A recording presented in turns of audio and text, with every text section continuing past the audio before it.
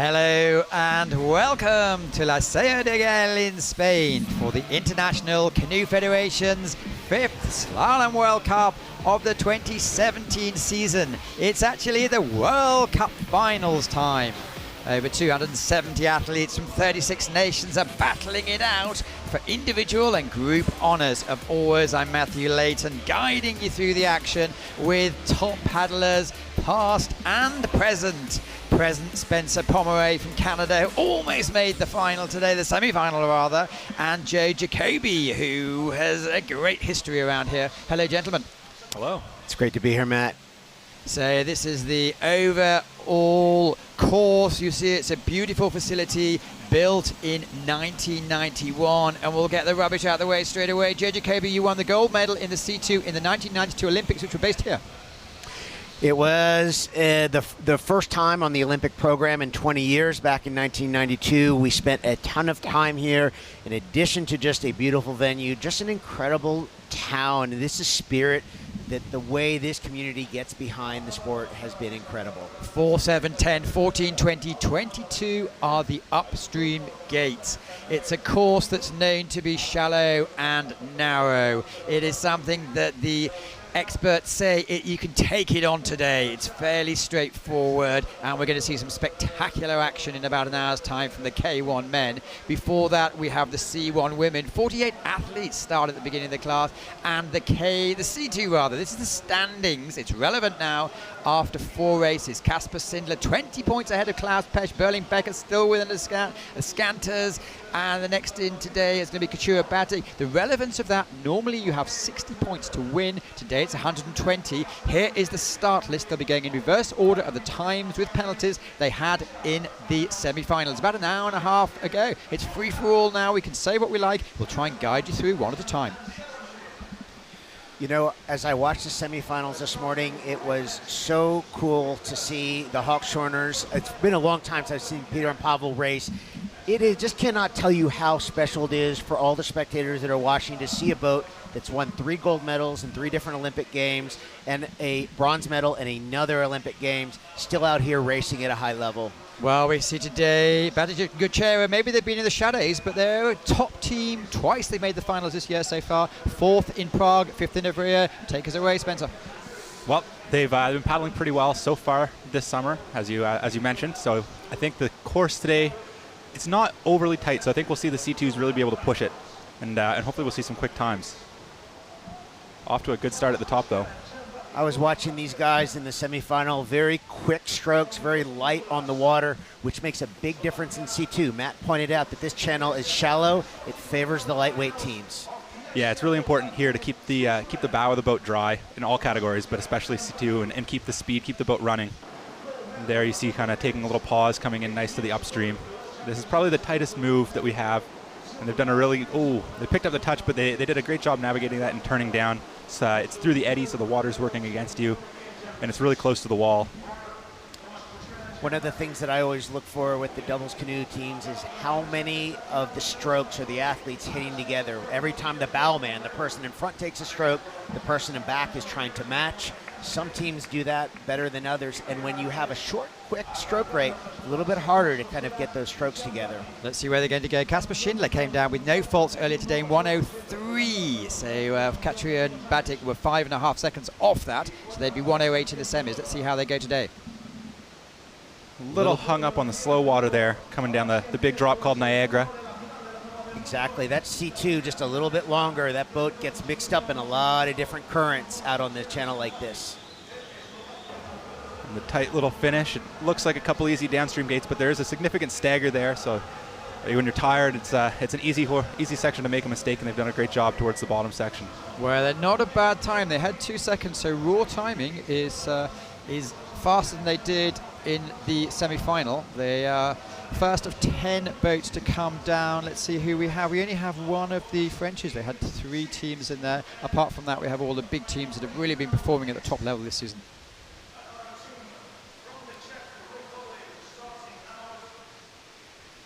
You know, the history and the tradition of the C2 in Slovakia is just so big, so powerful. Just great to see these guys going at it so strongly today. Koplik and Vrezan from the Czech Republic. We see them helping out all the time in Prague. Let's see how they're going. They're having a good season. There we see the cross bow from the man in the front there. It's something that you don't see quite as often. You do see a few of the teams doing it, but it's a nice way to really get that boat to turn. As Joe was mentioning, the C2s are longer, so they're a little bit tougher to spin really quickly compared to the C1s and the kayaks, and it takes a lot of good teamwork to get that going. Every C2 team that comes out of the Czech Republic, influenced by Jerzy Rohan, the coach of the team, silver medalist here on this course in 1992. Back in those days, the Czechs hardly ever did a single crossbow. They really kind of prided themselves on staying on just their side of the boat. Looks like they're off to a great start, the top half of the course. This little section they're on right now, it really picks up speed and it comes down a couple little drops, so you don't see them working too hard. It's really all about getting the boat online and being where you want in the gates. Bit of an error there. So to give it back to the basics, it's 300 meters long, a 6-meter drop, making a 1.6 meter slope, and normally about 11 cubic meters per second are going down. Yeah, there's not tons and tons of water, although they have done a few changes in the recent past. So there's a few less spots where you hit your boat as you're paddling down, I find. But with the shallow nature of this course, it's already challenging enough for the big, heavier C2s. But then also adding to it, there's just so many little stoppers and features always killing your boat speed. So in the game of acceleration, that much harder to get a C2 up to speed compared to one of the singles boats. Yeah, exactly. You're fighting a lot of different things on this course, and that's why it's one of the keys, I think, especially here in SAO, is to keep the boat really online, and you'll see if teams manage to do that, they're going to go quick. Well, they happy to have made it through in one piece, 4 seconds faster than Kuchea and Batix. It's 1:07. Is that going to be enough to get a medal?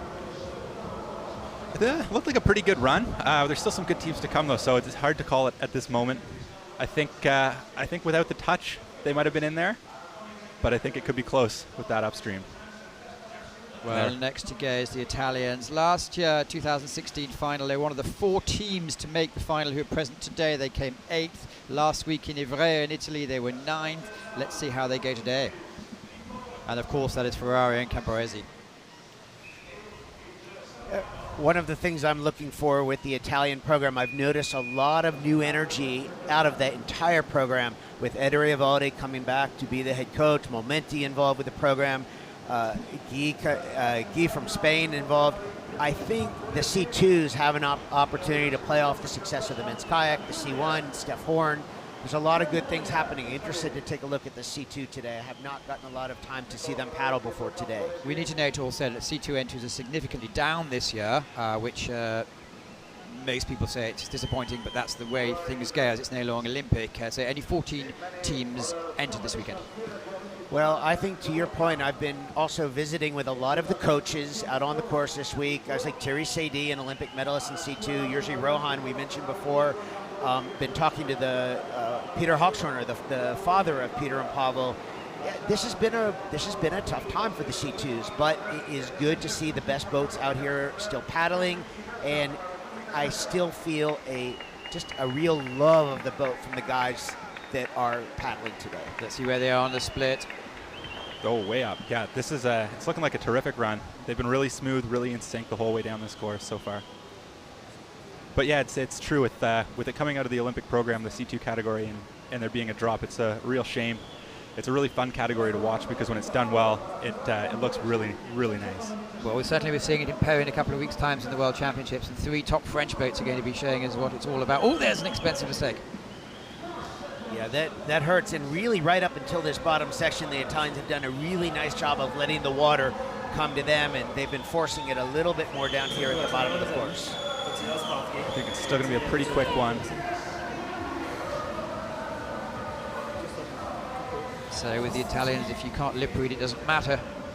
So many actions go with their hands. A bit of frustration there. By, yeah, you can tell they were a little frustrated coming with such a good top half of the course, and picking up a touch in the last 3 gates is never fun. And that's what makes the whole C2 unique, is that you've got 2 people on the boat, and 2 people can experience such different emotions at the same time. One guy can get hung up on the mistake, and the other guy can be like, let it go, let's get it back on track. So Berling-Becker. Last week they made it through in the heat time before. They broke the paddle twice, I heard. So let's see how they can go. Well, really consistent team so far this year. They have a 10th, 1st, 3rd, 2nd place. They're one of the 3 teams who've made all the finals. Yeah, they're a really strong team. And they're showing some good patience down this course, not rushing anything, which is really important here. Got a direct move here. That's the first time we've seen that in the finals today on 5. That was a great little spin around. Yeah, they executed that really nicely. One of the things that has really struck me about the German boat, they really feel that they're low to the water. They've got that center of gravity down low, and so they really feel like they can reach and take some really big strokes and get some really good advantage out of that. Well, we saw 0.36 up at the moment. And again, another tough move there that we were talking about before through the eddy, and they managed to keep the speed. It's looking to be a good top half. If you just tuned in, Spencer Pomeroy, Joe Jacoby, we are talking you through the first event of the 2017 World Cup final in Les Cédègues. A little bit out of sync here, but we've seen a lot of C2 teams that have kind of fallen off a bit at the end of the course. We'll see if the Germans can kind of turn that around a little bit and open it up a little bit. Yeah, and one of the things you're going to notice this weekend with the course that they've set, I don't want to take away from it, not by saying it's not overly difficult, but there's no certain move that's going to determine how you do. You really have to be on your game from top to bottom. So being out of sync, even for a little section of this course, can actually cost you a lot. Well, we saw the halfway stage, they were 1 second off the pace. Have they made it up? Well, they certainly have. 2.76 seconds. That's the fastest time of the day so far. What we saw from that German boat, they really put together the bottom of the course better than any boat so far, because their split was just about even with the others going into the bottom quarter of the course. Yeah, quite clearly pleased with that one. I think that'll be a time that might sit up the top for a little while. Some regrets they're not in the final. Watching all the athletes preparing either for their later races or just watching and learning and admiring. So next to go, Pavel, Peter, Hochschorner. Well, you can't speak for them, but in your view, how difficult would it be to keep yourself motivated after all this time, what they've achieved? This has been the question I've been asking to every person from Slovakia that I've interacted with. Let me just start by saying, forget canoeing here. When it comes to Olympians, there are so few people who put themselves in the position to even be going for a 4th gold medal in 4 Olympic Games. And you're looking at 2 of them who did that. These are Olympic legends by any standard. This has been rough for them. It's been tough, and their teammates have said as much. But they're professionals. These are the ones that really made C2 professional and brought the level of the sport up. I just love watching them when they're paddling well, and it's inside of them. It's been hard for them to hold it together. Their teammates say as much, but just what a privilege it is for us to get to watch these guys right now. Well, let's see the under split. They're very much in touch. Pavel in the front is the more volatile actor. Yeah, certainly. But I think 0.64 back is not a whole lot. They can definitely make it up. They're a really smooth boat, and it doesn't look like they're paddling super hard. But I think that being online and the way that they move the boat down the course gives them a lot of speed. So Pavel in the front of the boat, or the bow of the boat, he is so observant of the fact that his brother Peter has to follow him. So Pavel is not always doing what is the best thing for the boat, but what is the best thing for Peter to be able to follow him well. And that was one of the things that always just took the Hochschorner's game to a higher level than everything we had seen. A little bit of time in that last up for these guys. Yeah, that's a really it's a deep eddy. You really have to drive in almost past the gate and catch the fast water on the outside. It's tough to do that from the approach. And one of the lower entries into that up there at the bottom. But look, even though this may not be their day, what a great opportunity for our sport to have these 2 racing right now. Come over the line in 3rd position. They were 6th last week, so it's 2 finals in the year, 3.8 back. This wouldn't have happened in their peak, but it's great to still see them. Yeah, like you said, they may not be in their peak, but it's pretty tremendous to see how long that they've been at the top and are contending. Not many people are able to do that. Looks like Miss Fox in the zone won the last 3 C1s, the last one by 10 seconds, and she'll be going in a few minutes' time. So next to go, the Scantars. So we We all know the story that the Scantars have been in the shade for many years. They came out of it in 2015, had a great World Cup season, and then obviously took the gold medal in the Olympics. Yeah, Slovakia can't be an easy country to be a C2 or a C1 paddler if you're not, one of the top boats. There's a lot of really stiff competition, so these guys definitely put in a lot of work. What I really admire about these two is after the Olympics, quite a few teams for various reasons, exhaustion and just needed to recharge, skip the next couple of World Cups, but these two guys were on the start line. Yeah, and you don't see that from too many people. Like you say, a lot of people do take a little break. It's a long year when you do that, but these guys really like to race and be out on the water. And they won last week. Nice section at the top there. My canoe part, I raced with Matt Taylor leading in the quadrennial leading up to the 2004 Olympics in Athens, and we spent a lot of time on the Olympic course in Athens training with the Hawksrunners and training with the Scantars. These guys have just been on their game for so long, so hard to overtake a team like the Hawksrunners, and I just feel like these guys paddle like they're always looking over their shoulders. Maybe the Hawksrunners are coming back. I think it's really helped them to really stay on top of their game. I love the way they paddle and work together.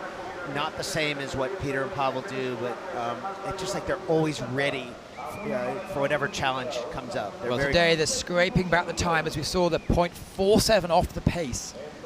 Yeah, and I think this up is going to be a big determining factor. That looks like fairly nice, fairly quick and clean run through there. A little hung up on the exit, but sets them up really well for this up left here. There you see the stern man punting off the wall. Together a good run, aren't they? Yeah, this could be another quick one.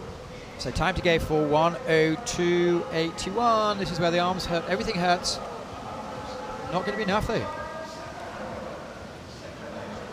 Just a little off. I had them just a little bit off their game in the last two ups on the course that time. They got the stern hung up on that current coming off the wall in the second to last up. It held them back a little bit there, but. Well, there's a few top Germans, Funk, Schomburg, Tassiadis, warming up. Well, not warming up, trying to keep warm, rather. Yeah, it's a chilly day here. It's a bit of a change from what we've had for the past week. Well, Schroeder and Betke, they, as individuals, they've been around forever. Not too long as a pair, but they seem to be really giving it their all. This year so far, 8th in Augsburg, 6th in Markleberg, and 3rd here last year.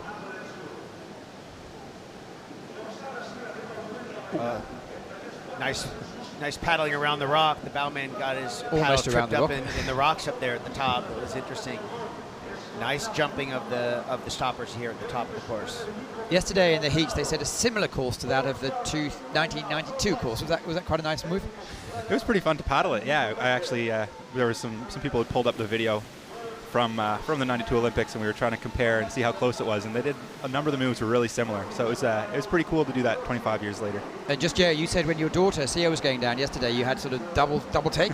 Yeah, there was a lot of deja vu for me yesterday. There were a lot of moves that were right on spot with the Olympic course. And by the way, I mean, I've been asking a lot of these younger athletes what it's like to paddle 24 gates today, which they don't do very often. So no, usually it's 18 to 20, but. Well, Schroeder and Betke, how are they performing today? I really like that last spin in that upstream gate. They really got back on the stern, and they can get a couple of turns like that here at the bottom of the course. Even being down by 3/4 of a second, they get a couple of upstreams on the bottom of the course like they did that one. They'll be in good shape at the finish. I know you said that Berlin Becker had a very fine last section, so it's going to be difficult. Yeah. Looks like they might have picked up a touch there coming in.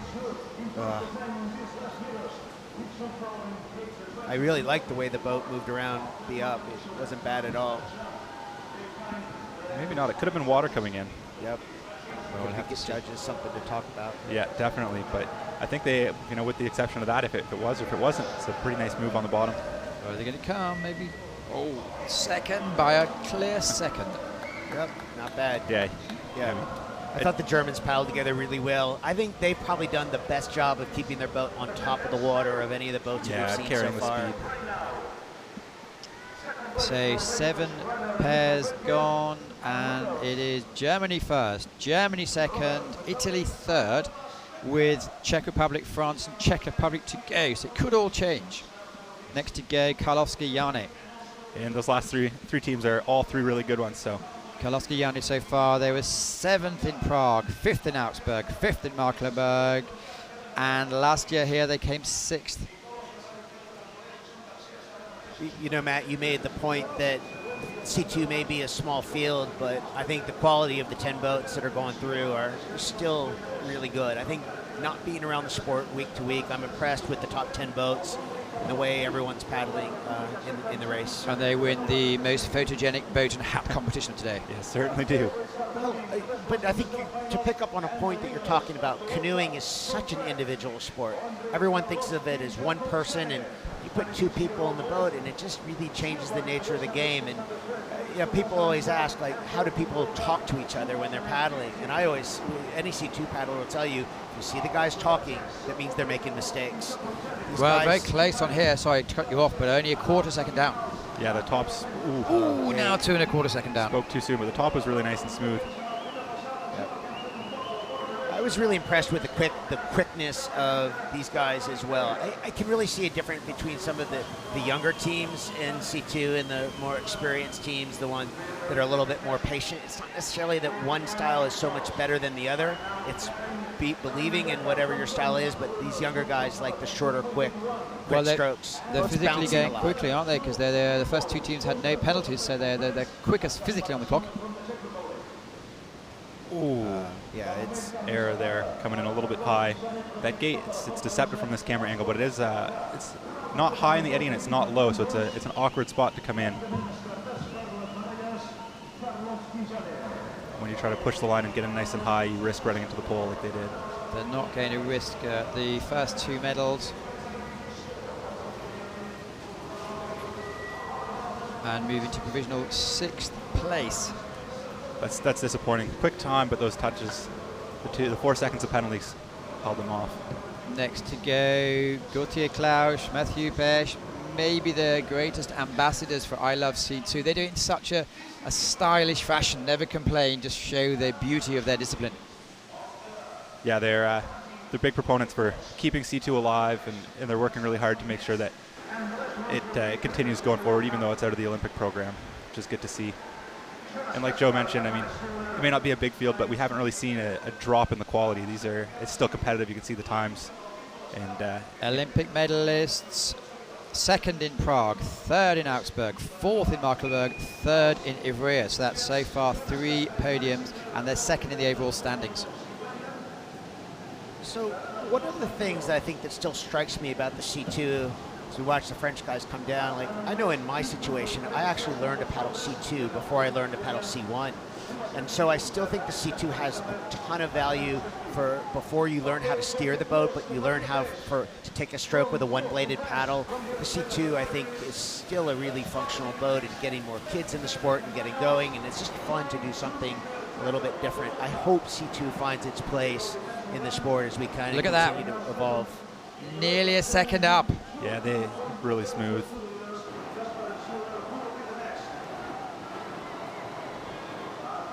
Here we'll see them set up this upright. There's a tough one coming underneath the bridge. Yeah, you drop down over the wave. Oh, Oh, that was a great move. Yeah. Great move up there in the front of the boat. I really like the way these guys are paddling. They remind me a lot of the French C2s, Sadie Del Rey, Terry Sadie, and Manu Del Rey. Won a lot of world medals and an Olympic medal in '96 for France, coached by Terry Sadie. These guys, I think, are kind of feeling a lot of good. They were feeling some 1 good juice second today. up. They've fallen off, so they're now probably about a second back and slowed down a little bit. yeah, that's a costly mistake there for a great run at the top. But they're finishing strong here. Well, they're almost acrobats, aren't they, in the boat? Yeah, there's some nice moves staying off the poles. You see them both leaning together. Well, they're giving it their all. And will it be enough for a medal? We don't know. They're in 3rd place at the moment. Yeah, clearly not pleased with the touch. They'll have a chance in a couple of weeks' time to show them the world what they can do with the World Championships. There's Mallory Franklin, who was fastest in the C1 semi-final, even after taking out gate 7. So we are down to the last competitors now in the C2. Jonas Kasper, Marek Sindler, really on scintillating form. First in Prague, second Augsburg, first Markleberg, fourth in Ivrea. Young, dynamic, and everything to go for. Yeah, they're a really fun team to watch. I think that they probably have a good idea of what the time they need to do is right now, and they're going to look to execute. Well, they have to go a second faster than their semi-final run to take the victory. So far, it's Berling-Becker 1:02 clear in first place. They got a little hung up in the eddy coming across there, but I don't think it's going to cost them. This team seems to have a little more of a patient style, kind of waiting for the race to come to them. I like to see that, especially on the top of the course. Yeah, they just control the boat, put it where it needs to be, and the rest just happens. And beautiful there. You can also see that the bowman actually brings his top down a lot on each stroke, which gives this person in the stern just a little bit more time to follow and get back in sync. 0.38 up. I think what's encouraging about that split, Matt, is that these guys look like they're not giving away all their energy here at the top of the course. Oh, a little bit low right there, though. They lost a little bit of their time right there. It rained a heavy shower about an hour and a half ago. It started to rain again, but crucially, there's no wind. Yeah, we've been lucky with the weather so far. Wind hasn't been an issue at all this week. Well, they've dropped a bit of time. They've now 0.8 off the pace. They really have to make an effort to make the medal. I think the way these guys are paddling, I think they've got a good chance to do that here at the bottom of the course. Pretty good there. I don't know if it's good. You just felt that stern get hung up just a little bit. Well, there's only 1.35 seconds from first to third. Klaus Pesch in third in 1:04.16. The time to go for is 1:02.81. I like this run. I think they're going to be close. Yeah, they're going hard right now. It's going to be a medal, is it or not? No, it's not. They're just outside. Right, mathematicians, double points. Berling-Becker were a little bit off the pace. They were 192, so they were 38 points off. They're going to get 120. We need the statisticians, and there's plenty of them here, so don't worry, to give us the overall standings of the World Cup this year, and it's a nice check to go home with. Yeah, absolutely. I'm sure that the German team will be very pleased with the first, second, and the C2. Well, look at there's Grieger, Vavra. Everyone having a good day despite the weather. I really thought this boat probably did the very best job of really working with the water and just acknowledging it's a long boat and really using its current. I love their placement on the water. Did a great job. Yeah, I think the only real mistake they had was upright underneath the bridge, and they got kind of thrown down. Well, let's look at the classifications of today's results. So Berling-Becker take the gold, Schröder-Becker, 2 Germans in the first and silver, and third Klaus Pesch. We just need to wait a little bit to find over the overall standings. It's going to be a little bit close. And if we can prognosticate it ahead just a little bit, I think these French boats are going to be really strong in about a month in Po, or 3 weeks from now in Po for the World Championships. I really like the way Klaus Pesch are paddling. Yeah, especially on their home course. It'll be something fun to watch. Yeah. I sense that the French really want to do something good for C2 and really kind of bring that level up of the C2 category in a few weeks in Po. They're new head coach, someone called Richard Fox, which most people have heard of, has been in since May 1st, non-Frenchy, and we were speaking to him yesterday, and he's loving the challenge. The French are very fortunate to have Richard. I had the privilege to race for a lot of years with him, and even though I didn't race in the same category, as an athlete, you couldn't believe just how positive and supportive, and if you talk to him and he'd give you feedback and advice, and he was like having another coach on the water, even when he was the best kayak in the world. And the genes seem to work quite well as well. Well, we get to talk about that in a few minutes, but I was just thinking on my way down to the course how those 2 kids have taken that and just added their own on top of that. I paddled with both mom and dad, Miriam and Richard. What their 2 children are doing in the sport right now it's another level. Jess has taken it up to another level above anything I saw her parents do. Yeah. Let's see what they have to show us. World Cup standings, Berling Becker are the champions for 2017. 2 points ahead of Kasper Sindler, 10 points ahead of Klaus Pesch. It could have only been 1 point closer. Well done, the Germans. Berling Becker, they won in Augsburg, and what a great competitive class. That's exciting. You know, we saw Kasper Sindler when they crossed the finish line. They were frustrated with today's race. They're going to see that 2 points. Yeah. They were really going to want to do over. I think that adds a little bit of excitement coming up to the World Championships in Bow. Chance for redemption. Yeah. I've never heard of anything so close. That is always what's going to be so important about the World Cup, is that it truly is the test of the best all-around paddlers. You know, I saw some similarities of the kind of courses in the first 3 World Cups, but then you see the differences between Ivrea and Lascaux, and you bring everything together, and the World Cup champion is truly a champion of all kinds of water, and I think that's very important to the sport of canoeing. Yeah, big difference week to week between here and Ivrea. This one was steep and a fair amount of water coming down, and Sao is shifty and smaller, so it's, you know, suits different styles, and you really see people who can excel on both. And they're the ones who are consistently on top. Well, we're keeping with a single-bladed paddle. World Cup standings. Jess Fox has a 15-point lead over Teresa Fizzarola. Hasn't made the final. Neither is Rose Lawrence. Neither Lena Stokely. Nadine Reichling is the first athlete to make it. So Jess must be the favourite here. But we've had a few athletes have chosen not to go in all the events. Mallory Franklin's a current under-23 world champion. She was the fastest in the semi-final. Nuria Villarubla, first to go, and she won last year here. So it's sorry, she's not first to go. Clearly, that's just the standings. She was 10th in the standings, but she's really a top personality, I guess. Just quickly looking at the overall standings at this point, could definitely see some changes there, especially in that second and third position, depending on what happens today, and it's going to be exciting. I remember the 2009 World Championships here. We'll talk about it in a minute.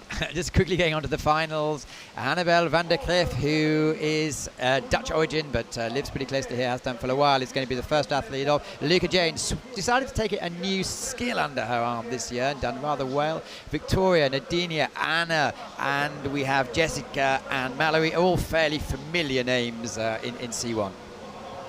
Yeah, definitely a lot of the same names we see at the top in the C1 women category, and they've been pushing it and getting really quick this year, so we'll see. I think that the times from the semifinals probably won't be quite enough. I think they're going to go really quick in this final. Well, Annabelle van der Cliff, she was 9th here. Clearly local knowledge will help her some way. Joe, take us away.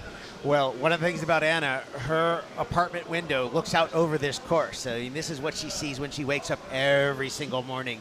And it's really nice to see Annabelle racing in the final here. There you see her doing a great job keeping the bow dry.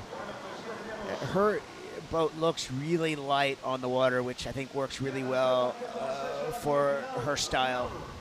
Oh, it's a shifty little spot there. The wave kicked the bow up into the pole. The water level of the Segre River, I was hearing from Jess Fox earlier, was very, very low at the moment, but with the pumps here, they managed to keep it quite high, the level of the water. Yeah, just a real quick, Annabelle got knocked off the current there, ended up in the slack water. It's going to cost her a little bit of time there. It's even before the penalties, you've got to keep the boat in the very fast water here. Yeah, exactly. Keep it running. And then it gets really tough with the penalties to kind of stay focused and get back on track. There, though, that was a great upstream. And I've only had 2 seconds penalties in the semi-final, coming over in total of 1:17, just 7 seconds off the pace. Top time was 1:10 by Mallory Franklin. Looks like she's kind of regained her composure, and she's really smooth this middle section of the course. So as we watch the women's C1 race here in Lascaux, 2009 World Championships, first time women's C1 was contested in a ICF World Championships. It kind of feels a little full circle today as women's C1 gets ready to go back on to the Olympic program in Tokyo. It's just incredible to see how far this class has come. Yeah, it's impressive. Every race they seem to get better and better and more competitive. and bigger field as well, as we've seen at this race, and I'm sure we'll see again in Po in a few weeks' time. Yep. I believe Annabelle is headed over to the World Championships in Po too. It'll be just what great experience for a young athlete. By the way, Annabelle, great singer as well. Follow her on Instagram. You hear her do a lot of singing on the guitar. Beautiful voice. Very confident singer. Yeah, and a couple mistakes in that run I think are gonna keep her away from the medals, but she'll have another Frenchie chance. is going to have her stage in, it's the 25th, isn't it? So it's in a few days' time. Claire Jacquet, 29 years old now, from France, of course. The French C1, all the C1 women in France are getting really competitive, so I think that they're becoming a bit of a powerhouse, them and the Aussies and the Brits. The women's C1 program in France was a little late coming into the game. Yeah. They weren't there right on the forefront of it, but this program was going to come on really quickly with the inclusion of the Olympic Games. Yeah, exactly. I think once that was determined, they started pushing it a little bit harder, and you can really see the results. I think one of the differences with the women's canoes in France is that they don't necessarily come from a women's kayak background, and they start in canoes. And I know, to my former coach Yves Narduzzi, who's been coaching some of these women, pure canoe kind of guy, and there's a lot of thought behind that as well. Well, we saw at the splits was fractionally up. Claire Jacquet, the second of 10 athletes to go today. Yeah, a little bit up on the split there. She lost a bit of time coming low to gate 14. Seems to be a pretty smooth run, though. She hasn't had many errors. She's been on line. Oh, there's a little slow moment, I think, missing out on the fast water, but she's back on track now. And Jay, has this drop, has it changed much over the years? Yeah, this drop, there used to be a rock right where she is right now, right in the middle, which changed the real bottom of the course, and even how the water came down that drop that we used to call Hulk Falls was the name of that, as in the Incredible Hulk. And that drop has changed on the course more than any other part of the course. Well, will Claire going to provisional first place? Yes, she does, by 1.86 seconds. No, she's left something out there. That's a full 11 seconds faster than the fastest in the semi-finals.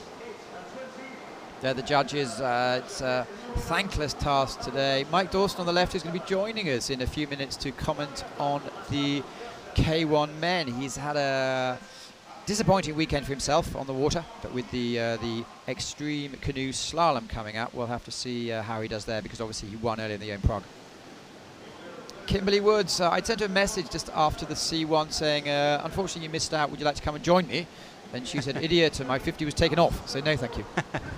I'm sure she was pleased to send that message. And it was her birthday yesterday. It was her birthday yesterday as well. Yeah, it's great to see Kimberly racing. European champion and won in Prague this year. It was a really smooth spin in the fifth gate there. She did unfortunately pick up the touch. She was a little late coming back for the second gate. She ducked her head in it, but managed to grab the pole. Rain really starting to fall quite heavily. Can't really see it on his screen, but I'm sure it's there. Does it come into the game? The rain? Yeah. My feeling was we're always going to get wet anyway, so bring it on. It's just something that kind of adds to it. Yeah, I'd agree with that. I think wind kind of plays into it, but rain is, you don't really notice it once you're out there.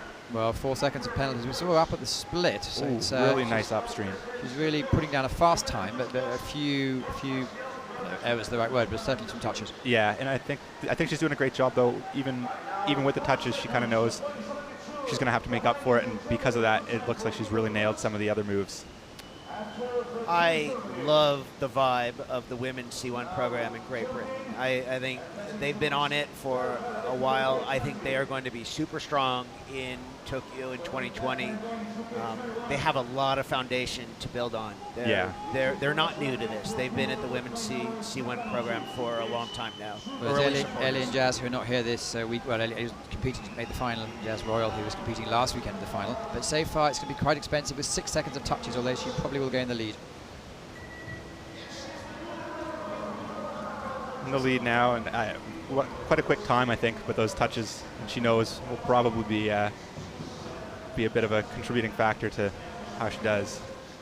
I think this was one of the best approaches we saw coming into gate 20, but she just missed a little bit coming out. I think maybe needed one more stroke to get up and around that pole a little quicker.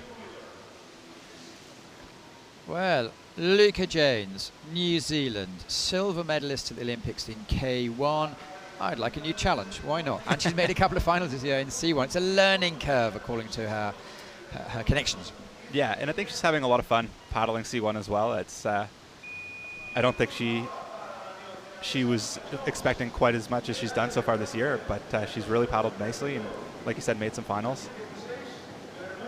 So Luca Jones is not someone who I've had the chance to get to know yet, but I'll tell you, from just watching her from afar and the way she promotes the sport, the ambassador she is one of the best things to have happened to canoe slalom over the last year. That medal performance in the women's kayak in Rio was awesome, and love what she is doing in the C1 right now. It's great for the sport, great for her, and just,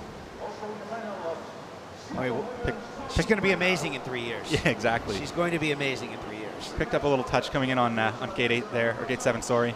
It's a tough gate. It's you're coming right on top of it, and it's on the eddy line. But one of the things to look for the athletes who've made the change from the kayak to the C1 is to see their top hand, how much their top hand comes down on each stroke.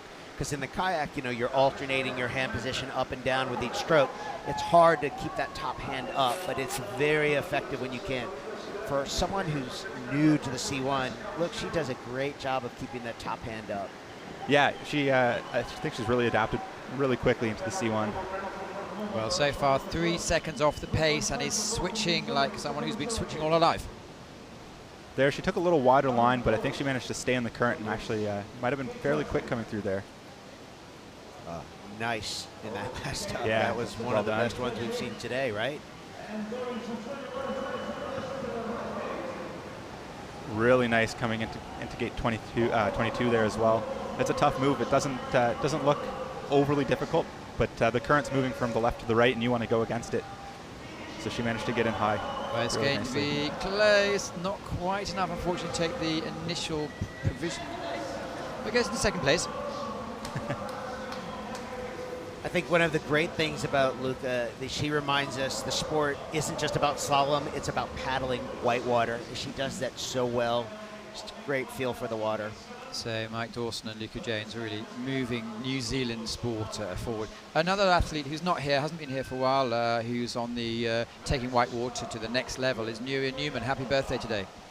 What a great ambassador she is. Happy birthday, Nuria. Vicky Wolfhard, K1 good, C1 better. Yeah, she's another one of the women who is great at multi-class, C1 and K1.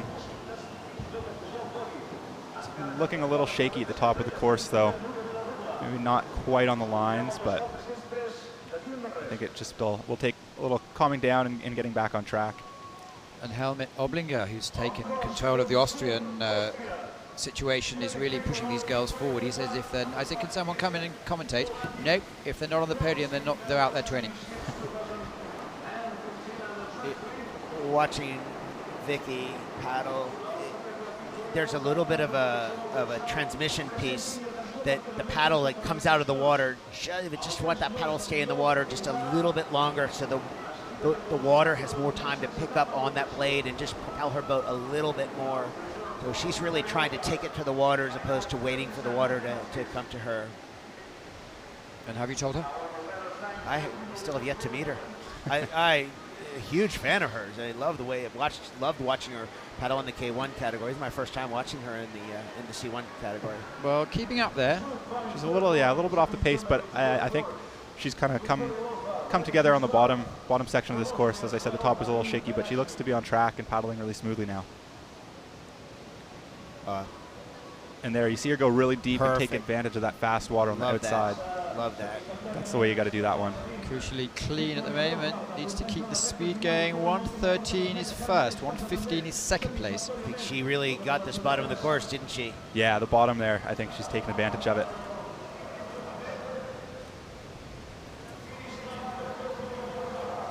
There's a bit of gap. just outside. Oh. Moved into second. So it just shows how fast Kimberly Woods was, because she's 6 seconds faster, effectively. Yeah, without those touches. Yeah, like I said, I think they're going to have to go quite quick for a medal here. Well, the Austrians are well represented today. Nadine Washnig, who is frighteningly fast on her day.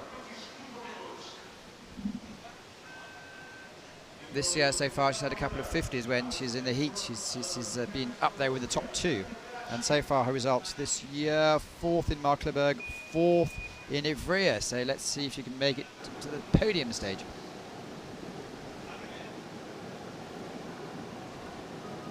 It's a nice move at the top there. Yep, I think you could really see the boat connecting with the water all the way through. That's what you want out of those first 4 gates, to really build that relationship with the water and feel like the water is there working for you, not the other way around. Very powerful athlete as well. Yeah, and she's one of the few women who doesn't opt to switch. She sticks to that right side and then does the cross bows. And it's really nice up on the offside there. That's been an interesting thing to talk to the various coaches about, whether this switching thing is going to stick or whether we're going to see more of the women's canoe be sticking just with one side of the boat and a lot more cross bows. I'm sure you ask a guy like Fabien Lefebvre, and he really likes the switching. He thinks it's the way to go for anybody if you can learn how to do it well. Yeah, and it's challenging. I mean, I've done it here and there, and I always get nervous that I'm going to drop my paddle. So they've got some courage to be doing that in some places. Well, 2 seconds up, but drop 2 seconds. Say it's going to be 60 where we are on the next split. 7.7 up. So it's looking like a good run. I really enjoy the way her boat is connecting with the water. I think if she can put this bottom section together, it's going to be a good performance for her. There we see it again, driving deep, getting the good water. And this is a tough one on the right, especially because the boat, if you paddle on your onside, it wants to spin upstream, so it's tough to keep it driving in there. And I think that low approach was a result of that, and it might cost her a fair amount of time. The nice thing that switching does is it takes away a move being on your side or off of your side. You can always do the easier option or the better option. Moves into first place, half a second up with 4 athletes to go, but you wouldn't want to be behind them. Sitila, Villaruble, Fox and Franklin. Listen, I think that's a real testament to the way she works with the water. I love to see that in slalom, and what she did there in the middle section of the course really helped save her at the bottom of the course. Yeah, absolutely. And I mean, like I said, she was fairly low in gate 22, but she made up for it, I think, with the rest of that run. And Sotila from Brazil, 21 years old, and competed in the London Olympics. Do the mathematics on that. Moving to Ivrea to be with the coaching multitasker as well. Oh, I'm learning right now. I've been wondering a lot about that with the Brazilians, after having Edere Evaldi for the last several years, and then Edere coming over to Italy. It's tough for a program to lose that kind of leadership. So if the Brazilians have that chance to spend more time in Europe, it's going to be really good for their program in the long run. Let's see how she goes today. She's been paddling really well in C1 recently. Last week in Ivrea, she looked quite on form. The improvement that she made in the kayak in the last 2 years leading up to the Rio Olympics, and you could just feel that confidence. And I think when you begin to get that confidence and you can carry that over into the canoe, that's very exciting. 2 second penalty at gate number 11, and she was 3 seconds off the clock. So it's a tough day today. Yeah, she'll have to do something nice on the bottom here, something special to make up for those mistakes, I think. Nothing wrong with that. That was a good run right there. Yeah, opting for the tight line and ducking under the pole. Yep. And significantly off the pace, 4.5 seconds nearly. And there's only 1.29 between first and third, so something has to happen special here. See if she can. I've noticed a few times she's been putting in the backstrokes, and while they're really good at turning the boat, they cut off a lot of speed and they slow you down. I think that might be something that's going to be keeping her off pace as well. You see a lot of the top boats just keep the boat running through everything. That last upstream was one of the better ones that we've seen from the women so far. Well, she certainly has the strength, and she has the Brazilians who don't like the rain, but they're cheering her on, and she moves into 4th place. They made up quite a lot of time in the last section. Yeah, she did. I think that last up left, like you said, Joe, was really nicely done. We have a lot of athletes bunched up in the first 4 spots right now. The times are really competitive. But what excitement to come. Nuria Villarubla won last year, Jess Fox in a league of her own, and Mallory Franklin, the under-23 world champion. Yeah, Jess had a commanding lead last week, and she's always one to watch. I think the last 3 boats still to go are always exciting. And, you know, on any given day, all 3 of them could win. So Nuria skipped Ivrea last week to concentrate on this. But saying her major goal this season, it'd be nice to do well today, but her major plan is she's heading for Po. Yeah, lots of paddlers have been really focusing on that. But I think this being the World Cup final, everyone's really showed up, and you know, everyone's trying to peak for Po. So we're seeing some really good paddling across the field. I've had the opportunity to watch Nuria train on this course. I've also had the opportunity to watch her coach kids on this course. She does both very well. Been excited for this run all day today. She knows this course better than anyone in the final. Yeah, and she's looking really smooth. Crucially, it's only slightly up, 0.38 better than Nadine Rajnik. I think that's a good place to be, Matt, heading into this section. I think if you can just keep working that, and then if you've got some energy for Hulk Falls in the last 2 upstreams, that's where this race is going to be won and lost. A little low, but there the local knowledge comes into play. You saw her drive towards the wall and use that fast water. I don't think it's going to be too costly for her. What I really like in her paddling is how dry she keeps the bow. Look at that. Even with the low up, she's two seconds up. She's never really fighting the water. She's just taking advantage of it. I was asking yesterday, will the weather conditions today bother her? Nothing bothers her. Love that, carrying a lot of speed in a low exit out of that up, and she set the boat up well for this. Look at that. So she's actually going farther than most people, but she's going faster. Yeah, exactly, and that's the key. You don't necessarily have to be right in at the gate. Sometimes doing that and stopping isn't the quickest way. Well, sometimes a little wider with your speed is it. Well, let's hope the speaker next to me doesn't lose his voice, because she's certainly going to gain the lead. Look at that. That's a great run. Good for her. Nuria Villarubla will take a medal. 2 athletes to go, and 1:08.37. Yeah. Spencer, you made a great Observation when she made that mistake in the upright under the bridge. She corrected, adjusted better than anyone we've seen so far. Yeah, she didn't really panic. She knew what to do in that case and just went straight to it. And I think part of that's local knowledge. Part of that is just being an experienced racer. She's paddled lots, and she doesn't panic in those situations. Jess Fox is always aware what the others have done. Let's see how she reacts to it. I know in the preview we recorded together a couple of days ago, she was looking forward to racing against Nuria. And this is a real race, isn't it? Yeah, definitely. She'll know what she has to do. It's just a case of executing. And last week she won by 10 seconds. One of the things, Jess has the switching part down just better than anyone. It's so flawless when that paddle switches from one side of the boat to the other. She looks like she's trying to be fairly tight on everything, and I think there it cost her some time having to wait on those pulls. And maybe some energy too. You know, you have to pull a little harder to get the boat back up to speed, but I see the same thing. Yeah, but I mean, and there we see in typical Jess fashion, she still managed to find some time and be up on the split. Just look how flawless those switches are. Just right on top of it. It's like, picking up a touch on the bow there. Oh, and another one. Maybe another one right there. Well, 2 seconds, 4 seconds on. It's going to have to be a spectacular time.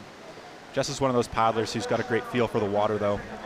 And similar to what we saw from Nuria, you don't really see her fighting it. You see her kind of taking advantage of the water and having it do a lot of the work for her. Well, last year, Jess Fox was 3rd behind the 2 Spaniards. Let's see how she can do today. And clearly the K1 semi-finals to come tomorrow. Very nicely done. That's really nice right there. So 3rd place would be 1:13, 2nd 1:13, and 1st 1:08. It's going to be very tough to do the 1st place.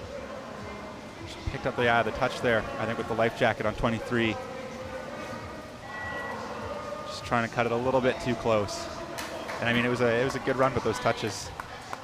Pure time of 1:06 was the fastest seen so far. However, with the 6 seconds of penalties, Jess Fox Australia moves to second place. Nuria Villarubla first place. Under 23 world champion to go next and last. Mallory Franklin had 2 second penalties in the heats, and she looked relaxed and on form when I spoke to her earlier before.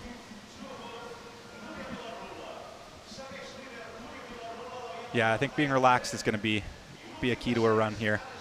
This is a course where you just kind of need to be patient with the water. Well, Mallory was here when everyone else was in Ivrea last week. The British team made the decision not to stack 4 weeks in a row, which may pay off. I think one of the things I always feel about racing here in Liceo, it's not about racing well, it's about correcting your mistakes well. I mean, you just have so many chances to lose speed and get offline, and it's really about how you fix it. The people who fix well tend to do well here. Yeah, and we saw one at the top there. We saw the water just grab her stern and throw the bow up into the third gate. Oh, there's a 2 second penalty.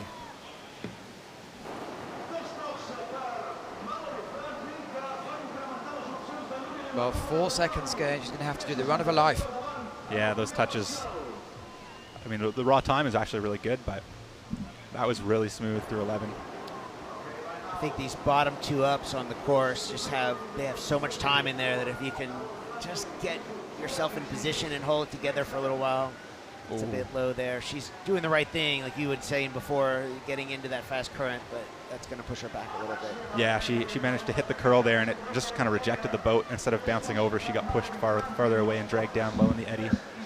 Although, I mean, didn't lose a ton of time there. Well, 5 seconds off, which probably will take the victory away from her hands. So it looks like Nuria Villarubla might win 2 years in a row. And there we see her coming a little bit too tight, not really have the room to paddle. And that, again, you have to work against the eddy to get in nice there. And without having a full stroke, it's really tough. I think there's so many of these artificial courses in the world now where you can just get in tight and it'll pay off for you, but here it can really reject you. A lot of current near those walls. Is it going to be the bronze medal? No, it's not. Well, 6th place today, but as I hopefully mentioned, she was in last weekend with the Brits. So in 2 weeks' time, and those two, I think they really appreciate each other's skills. And Nadine, as far as I'm aware, it's her first senior podium. A frightening prospect to look out for. So that's the C1 Women Olympic event. Nuria Villarubla, the local athlete. She really is local, walking through the town. She knows absolutely everyone. Joe, before we leave you, you've actually moved here. Yeah, we are living here now, so we get to see athletes like Nuria paddle here every day and just see that level of professionalism that has brought the sport up to another level here in Liceo. We love being here and can't wait to spend more time in Europe.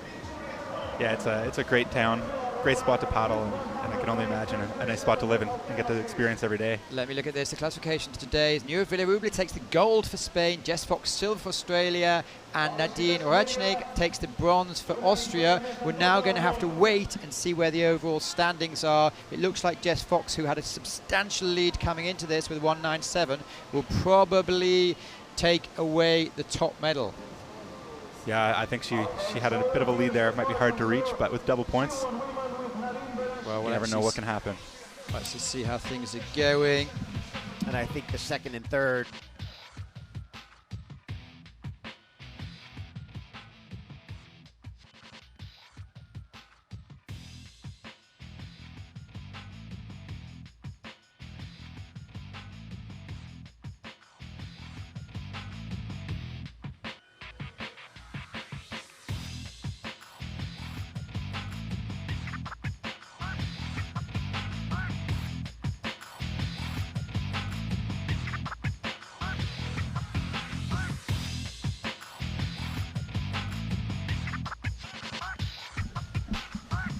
So just having some great slow-mos there of the C1 women. Joe, we liked your company so much we've decided to keep you. big mistake, men's kayak. No, I'm kidding. It's great to be here with Mike Dawson. What an honor to be here with him. And well, we're going out live to New Zealand, so hello New Zealanders, and Mike Dawson, thanks for coming along. No worries, pretty exciting day here in Sao. Joe, you'd know all about that. Olympics 92, a few years ago. Well, there was some good things happening here, but I got to say, and you and I have not had a lot of chance to talk, the momentum for the New Zealand program right now and the sport in your country is just so inspiring to the rest of the world. So thank you for your leadership on that, Mike. Yeah, it's awesome. Like canoe slalom right now in New Zealand is an amazing place. We've got the new course at Wero. We've had a huge amount of funding put into the system, not just for athletes, but to build a system, and it's showing through in the races. I mean, we just saw Luca in the final, I think her fourth final this season in the C1. And here we go, overall standings for the C1 women. Jess Fox wins the World Cup final. Outstanding performance, Jess Fox, from Teresa Fizarova and Nadine Rachning taking the bronze. So well done, all the athletes. And gentlemen, please continue. Yeah, I mean, we've seen Jess have an amazing season in the C1, and last weekend of Rao she had a blinder run, and today few touches left her off the winning spot. But Nuria to win at home, I think it's it's awesome for Spain to see a home winner. Yeah, I've saying we've had the chance to watch Nuria not only paddle on this course, but coach on this course.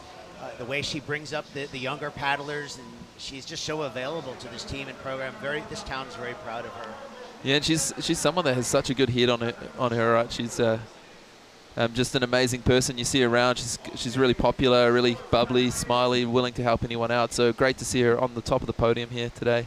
Well, that's the women's. Now back to the men flyers, and we're expecting some close times here. There's no amazing challenges, and these are the standings after the first 4 races. Vit Prindis only won 3 races out of 4 so far. He's leading quite easily from Sebastian Schubert, who has been an overall champion before. Lucien Delfour not made the final today, and Priskovic missed a couple of races, but still up there. So these most of these big names are going to be in the final today, but certainly not all, and it's double points.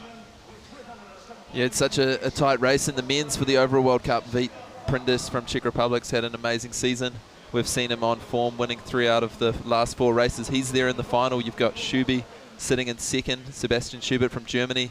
And this is the final of today. They're going to be going in the reverse order of the final semi-finals time. Priskovic, Kauser, Nevu, Combo are all absolute flyers. Well, I suppose they all are. Yeah, any one of these guys could take the race. I mean, there's 2 races going on in this final. There's the race for the World Cup today here in Spain, but also the overall, and the contenders there, Vit and Schuby. I've actually heard, Joe, that this course is remarkably similar to the 1992 slalom course that was raced 25 years ago here. There's been a lot of deja vu here. I remember watching Donald Johnstone pedal here 25 years ago. DJ. It was very exciting. DJ, absolute legend in the New Zealand books. Ivan Silva, can't remember making final before for Portugal, so it's good to see lots of different nations, but they do have a... is their training centre now with... so they train out of Sao right now. Exactly.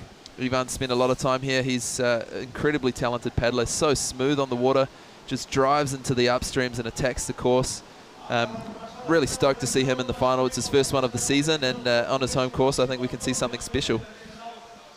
So, Mike, you've raced in a couple of Olympic Games. What's the vibe like in the year after the Olympic Games? How is it different than the other years? Oh, you see so many people, guys like Ivan, that just step it up that year after, really going for it and trying to make the games, like make gains that first year after.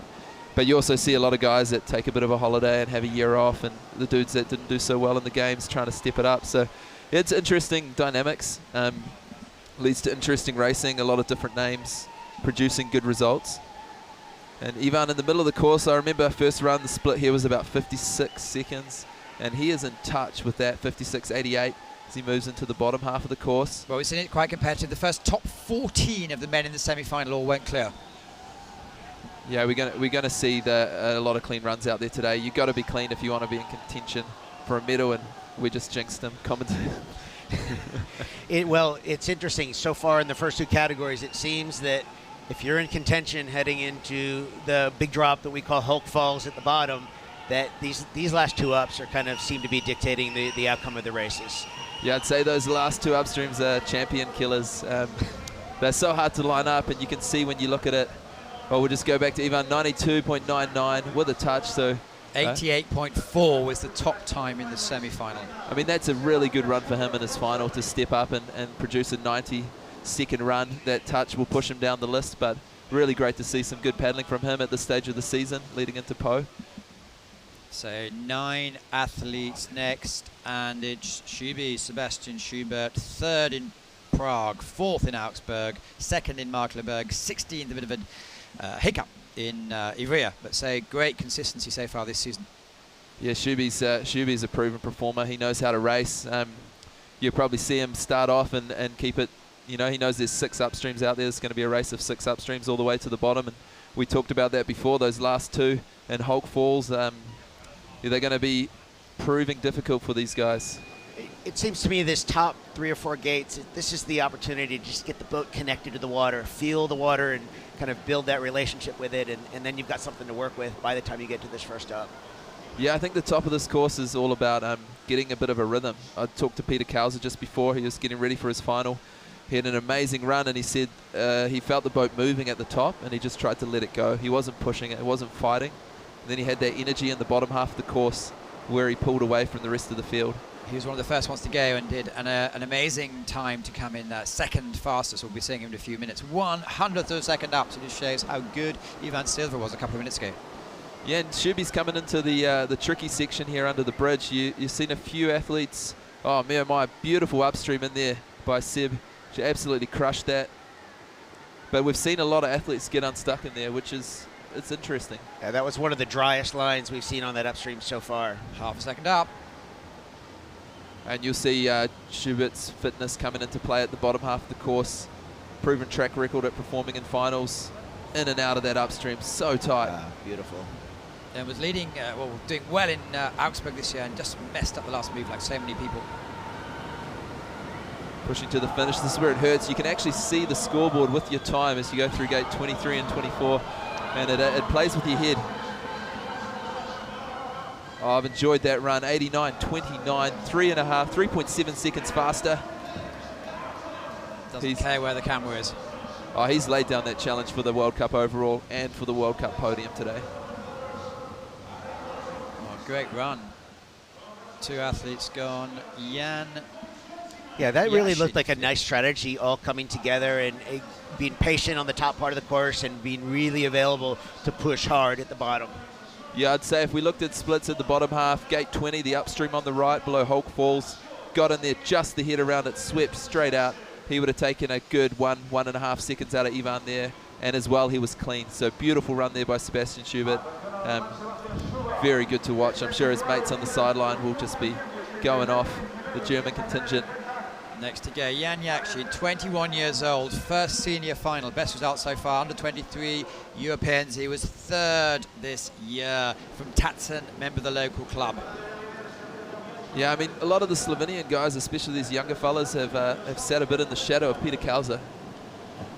Well, this is what you hope for in your program. You get a guy who sets the standard really, really, really high, and then you have the younger guys who say, if he can do it, so can I.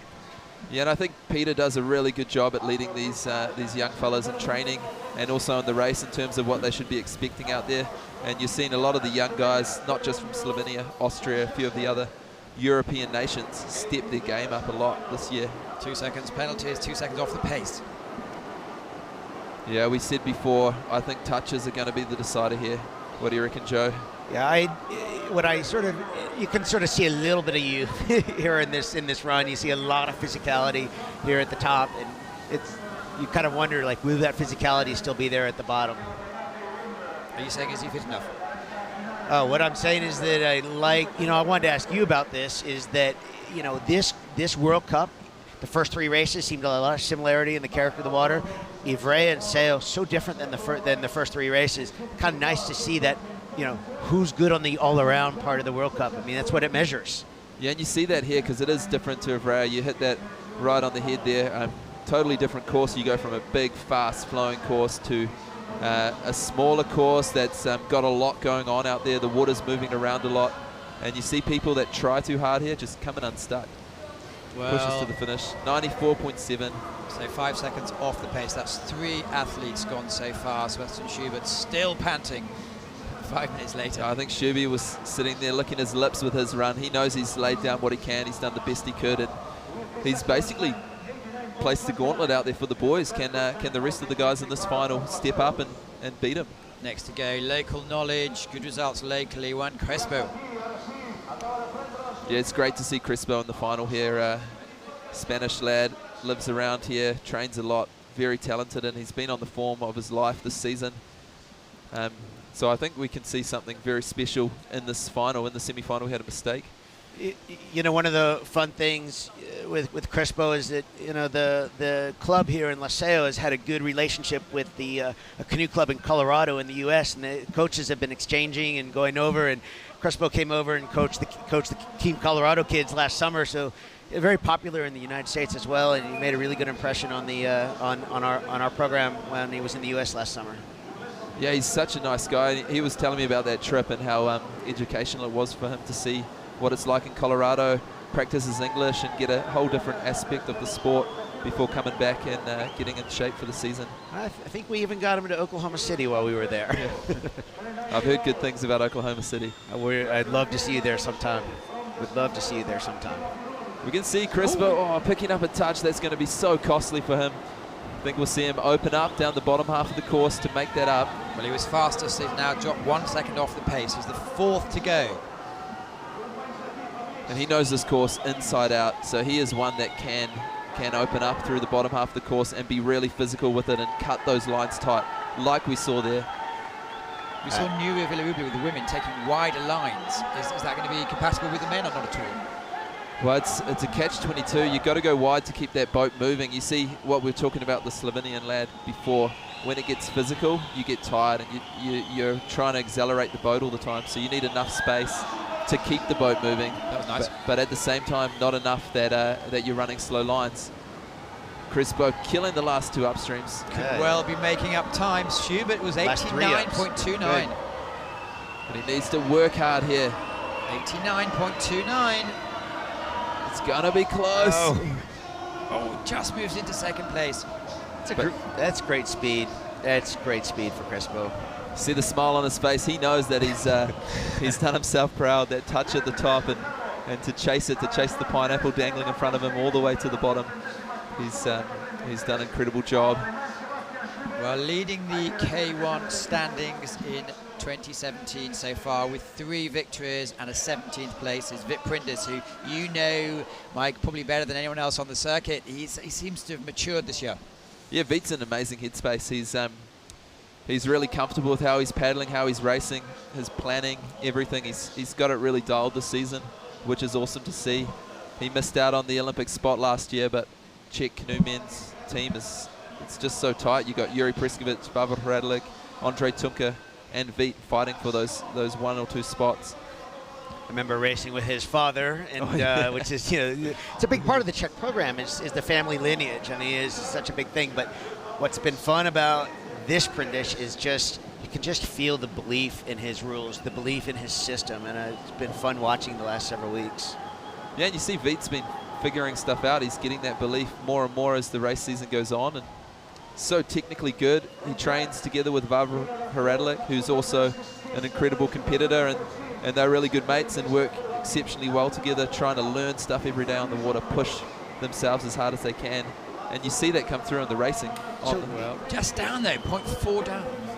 Plenty of time to make up. But you just said something about learning. I mean, what is that mindset of learning that works so well for you? I mean, just learning something new every day. Well, I think that's what these guys do so well is they're out on the water together, and they both have very different styles, and they're able to see what's better, what's not, what's faster, and adapt their style to. Well, it's made up 0.6 in the last section. Sorry, Mike. Oh, Vit's a very fit guy. I'd sure that was his race plan. Pace the top, keep it smooth, and search for all those fractions of a second at the bottom. Oh, light work there, right? Very nice. Like we said before, this is going to be a race of 6 upstreams. It's quite a straight course in between. Vit attacking the exit. Great support from the Czechs. Getting a little bit of a bubble there just before the finish. Pushing down. It's going to be tight. Oh, moves into 3rd place, almost a second back. Shows he's human after all. I think what we see here as well with Veet is he's so comfortable in his performance that there's no aggression at the end. He's laid it out there. He's gone for it confidently, and he's raced from a really strong place and put it on the line rather than holding back or something in the run. I remember watching his father race all these years ago, and he was a very quiet but confident guy. He wasn't this big personality, and then this is the first time I really got a chance to watch him paddle here, and I kind of feel a little bit of that from him as well. Very controlled aggression. Mm-hmm. Next to go, David Llorente from Spain. So far this year, 48th, 40th, 39th, and now has made a final. Well, I actually think as well that we might have just seen the overall World Cup go on points, because we had Shuby versus Veet, first and third right now. So it's up to these last 5 to whether Shuby's going to be able to claw that World Cup title off Veet. I doubt it, because there's a big gap. There was 30 points. And Joe, you're living here in Sao. So, David's young, 20 years old. I think so many of these kids in the program here at Cadi are running him down.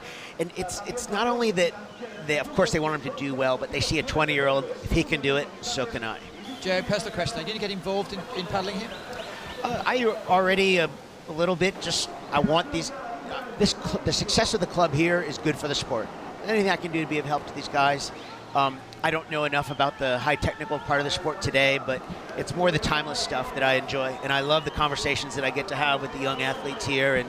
But not just in Spanish; it can be anywhere in the world. It just for me, I love learning about how these top guys are performing. I want to know more about that. So you're available. Anyway, here's David Llorente pushing down the course with some fractionally off, but doing a good run. Well, and like you said, Joe, he is a young guy, 20 years old. 0.43 down or up on the split at the halfway on his home course. He's got a huge crowd here. He's inspiring everyone. I think he's taking the sport places here in Spain. In and out, strong. He's a big, strong guy. Knows this course inside out. Very quiet. Well, I was standing next to him a few minutes ago watching on the TV, and he was just cool. And I actually saw him. We caught up for a quick beer last night before he went off to bed to get ready for this race today. Bubbled into the eddy there, the left side. You see the water's a bit slower. 90.76, 4th place. Incredible run though. He's got to be proud of that. He is. I've seen so many young Spanish athletes. They need this first World Cup experience here in Liceo, and believe me, the next time that there's an international race here, this guy will be so ready for that. The little things that you learn at the bottom of the course. Well, it's academic, but there is an asterisk next to David's name. However, as he has 0 penalties, it can't move him up further. Sebastian Schubert is leading. Sebastian Combo, sometimes he organises events, sometimes he takes part in them. He was the 2007 world champion, fairly small in build, but certainly knows how to go. Yeah, I mean, Combo, he had a blinder run in the semi-final, and he knows this course inside out. The French have had their selection races here a lot. And that's something we do see in canoe slalom, is home course advantage does play a big role in the success of these races.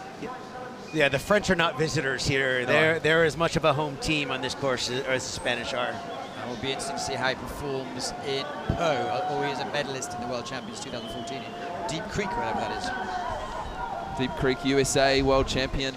He was also 2007 World Champion in Brazil, Foz do Iguaçu. So he's been around for a long time. I've been watching him race and race against him. And, just jinxed by the wind there. We've seen a light breeze kind of float up the course after the storms passed. So what have been your quick impressions of Richard Fox joining the French program? What have you noticed different about the French kayaks? Yeah, I see Rich moving into the French system very smoothly. He's definitely leading by example. You see him out on the course a lot, keeping an eye on what the coaches are doing and trying to maybe change up their system a little bit, because they do have incredibly good guys that should consistently be medaling. And we've seen the Czechs adapt their system to try and evolve the sport, and now the French are doing the same. And I'd say we're going to see a massive shift from guys like Rich moving to France and bringing their level up across the board globally. Well, we saw him 2.67 seconds back so far. Just got caught up a little bit in that upstream. We've seen guys only get their head around the gate. But Seb's very fit. See him down the bottom in Po. 30 on, 30 off, getting ready for moments like this where the arms hurt. And you see the finish line and the time. Well, it's not going to be leading. Is it going to be enough for a medal? No, not at the moment. Not today. 92.77. 5th place, Seb Combo. Very good performance though for him, ahead of his home World Championships in Po in 2 weeks' time. Next to go is Boris Nevu from France, a modest figure, but has been world champion before, was fastest in the heats, and is looking good this weekend. I had the chance to watch Boris train in Po last fall, and one of the things I pay attention to is not when things are going well, but how they do when they're not going well. This guy blows me away, and just how confident he is to correct mistakes, and just how patient he is with himself. He was on a run of a couple of bad days in practice, and I just loved the way he dealt with it. Such a mark of a champion. Yeah, I mean, he has a great mindset, and I'd actually agree with you. I've seen him in training, and he has some amazing days where you're just blown away by the caliber of his paddling, and then other days where it doesn't go well, but he takes it as a learning. You know, if you're not failing, you're not really learning. So he sees that, he gets better and better, and comes back day after day, improving on what he can do on the water. And then you see him in the World Cup. We saw him win the qualification yesterday, sitting in 4th place after the semi-finals today, and he's going to be a big contender for this World Cup win. Oh, nice. So smooth on the water. He's just started working with Benoit Péchet, the 2004 Olympic champion, as his coach, the coach of Denis Gargaud as well. So these guys have a great training group. It looks like they're doing things a little bit different from the rest of the French when you watch from a bird's eye view outside. Amazing upstream. Beautiful, beautiful, beautiful paddling. And you guys at home, you can just see how flat his boat is. It's always moving down the river. 2 seconds up. Yeah, he's using the power of the water so well. Yeah, I think what looks really good heading into this run, it looks like he's got 100% of his energy heading into these last 2 ups. Yeah, he's been efficient at the top. I can tell you right now that he'll be hurting. He'll be a little bit puffed, but he's very much in control of the boat and working those exits to get the boat out as tight as possible and back up to speed towards the finish line. This is an exceptional run. The top time is 89. He's almost certainly going to take provisional 1st place. I think we'll be seeing 87. Oh, there we go. That's what he does. He sticks his fingers in the air, and it's going to be a medal run, but we have Kauza Priskovic to go. And he just attacked that run from the top. It was incredible. No holding back, no space on the gates, but incredibly smooth. Well, I think to your strategy of 6 ups, those were 6 beautiful ups that he got on that run. They were, yeah. It looked like he was just working his way down the course. Bang, pin the upstream. Well, Vic Printless has won the overall standings. And we've seen Boris Nevu shift into 1st with 2 seconds, 0.29 ahead of 2nd place. But we do have the best yet to come. Peter Kauza, birthday yesterday, and is a good feel for the water, I understand. Yeah, Peter Kauza, I'd say he's one of the oldest guys racing today, but he's also one of the fastest.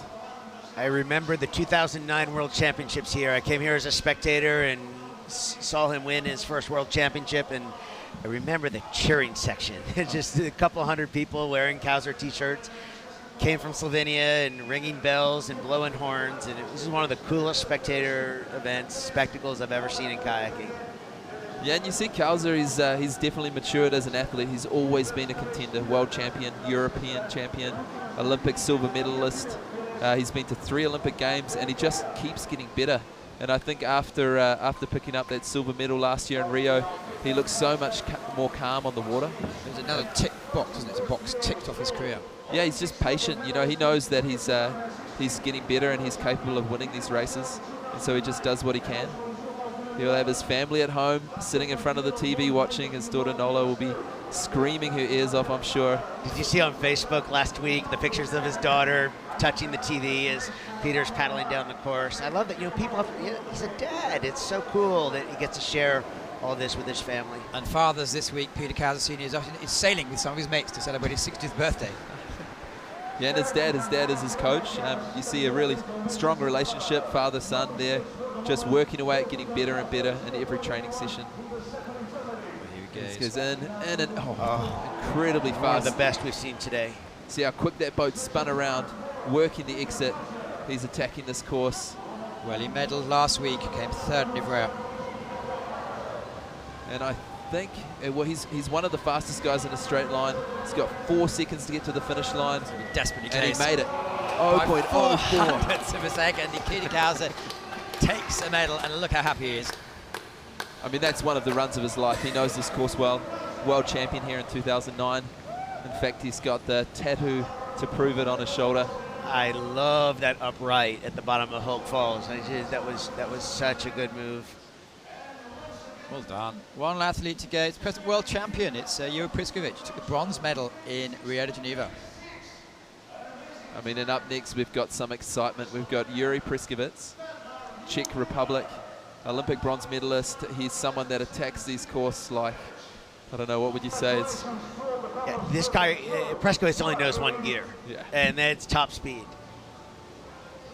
We said he took paid part in a junior championship a few years ago, regretted not going 100%, and since then he said no regrets. And he's capable of doing it. A lot of people say Yuri risks so much out there, but it's an interesting conversation because when you do that all the time in training, it's no longer a risk, is it? Because you're so comfortable being that tight on the pole. Slipping off the rock there.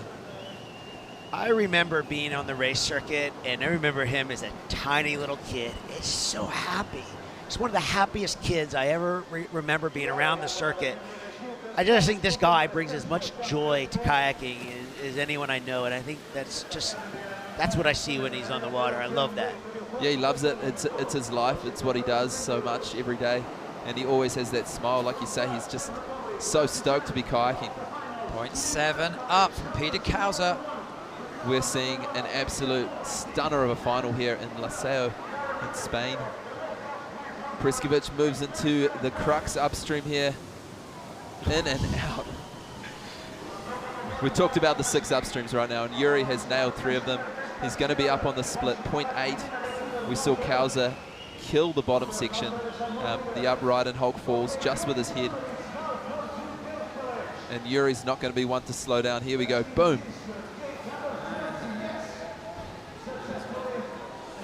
I don't know if it was as fast as Peter. I don't know if it was as fast as Peter. That was good, though. So first he's 86.9, second he's 87, third is 89, and a 2-second penalty. So he's going to slide go into for a third medal. place, I think. Exactly predicted well. Peter Kauser takes the victory you see in the small screen. And this is what I love about Yuri so much, is he's not upset about the rain. He went out there, he went full noise, top to bottom, attacked those upstreams. We do have an asterisk next to his name, so he has a 2-second penalty. Is that going to have another potential 2-second penalty? If it does, it would put him into 4th place, so we need to see that. It may potentially be that 2-second penalty coming off. We're going to see a replay right now here. Yeah, a little hand touch there, pushing the gate back towards him, but we'll leave that to the video judges to decide. I'm sure that it would have been inquired very quickly by the Czech team, because that would have slotted him into 1st place. So Vit Prindis almost certainly takes the title. Well, there's David Florence, who's going to be in action tomorrow. Joe Clark, Olympic champion, still moving back up to speed. So it's been, Jay, you've been off the commentary circuit for a little while. You enjoyed yourself. You're glad to be back with your friends. This has been great. Get to spend a little time with Mike and with the New Zealand community as well, watching in. I'm such a fan of the program and what Mike is doing. We see Yuri there celebrating. There we with go, his dad. change. I believe this has come off the start on 22, so it has been confirmed. He goes into 3rd place. Yeah, so we saw no change there. That was a touch. We see the replay again. Looks like he just got a little bit off piste coming into that upstream. Sort of took a bit of water in the guts and just tapped that pole back into his body. But you see he's happy, 3rd place, great run, fastest time. And Priskovic has proved he's going to be a contender in Po with Kauser and, of course, with Boris Navu. Who slips into 2nd place. So by 0.04 of a second, Peter Kauser will take the gold medal. You can see that's where the boat control is, where they're obligatory. They have to have their length, the weight, and everything tested. And here's the classification today. Peter Kauser took the gold for Slovenia, Boris Nevu, silver for France, and Yuri Priskovic takes the bronze for the Czech Republic. Now we saw a great final there. Also Crespo with a 2-second penalty, just 2.66 behind. Lorento had a really good run for his, I'm assuming this is his 1st World Cup final. Exactly. I think one of the things that I'm struck with here is because these gates were set very similar to the 1992 Olympic course, boy, can I see, it's just such a it shows how far this sport has come in 25 years to see the way the sport has paddled now. Relatively same start line, relatively same finish line, still 6 ups. Winning time in 92 is 104 seconds. Yeah, and today we saw 86 winning time. 2 seconds faster. And than we're actually 75. paddling shorter boats now. Faster or slower, I don't know. It's all good. I mean, that's the thing. It's about the progress. It's about how you get the momentum and how you move the sport forward. And I think today is it feels like one of those days where we can say the sport is going forward. Yeah, it is. It's the evolution continues, and we're going to keep seeing it grow. See so many young guys like Lorente, Preskovich as well, keep building the level, giving the kids, like you're saying before, inspiration to attack the course more, to be more dynamic, to go for those moves. Are you competing this afternoon? Yeah, we've got coming up shortly. We'll have the Extreme Canoe Slalom starting, I guess, in an hour or so. We've got 2 Kiwis in there. We love that. A little bit of biffo. My daughter's racing today. She's racing as well. She made it in for the race this afternoon. So that's going to be a lot of fun to look out for. We're just waiting for the official overall standings. I noticed, Mike, you get a lot of good press in New Zealand anyway, but you got exceptional press when you won in Prague. Yeah, I mean, we're fortunate. We've got a huge following in New Zealand. People really love canoe slalom. We've seen with the course get built there, more and more people getting involved, a lot of volunteers, also our head coach and others working really hard to grow the sport with the kids, bringing more development through. So I'd say in the next few years, New Zealand's going to lift the level. I'd love to see more medals in Tokyo 2020. I can tell you from my years paddling, everyone looked at New Zealand as like the good guys in the sport, like real canoeing people. Great news for New Zealand and great news for Britt Prindis, who wins the overall standings of the World Cup from Sebastian Schubert. And Peter Kauser, with his great result today, comes into 3rd place. They're going to be receiving a great check. And thank you to all involved in that. So that's coming to the end of our live program for the 3 events we've seen so far today, the C2, C1 women and K1 men. This afternoon, we're going to go into the Extreme Canoe Slalom. And then tomorrow, 2 more finals going to be live at the same time. So that's going to be 13:33 European time. And that's going to be the K1 women and the C1 men. So lots of activity, a dampener on the rain, maybe for some of the spectators, but everyone has had a really cracking time. Thanks to all my guests, Spencer Pomeroy, Joe Jacoby, Mike Dawson, and we'll be in touch soon. Nice little shot of Pepe getting the selfie there. Well, one of the most photogenic and charismatic chaps on the tour. So 36 nations competing. Thank you, everyone. And please follow us on social media. Thanks to ICF TV for the wonderful images they're providing week after week. And we'll speak to you soon. Thank you.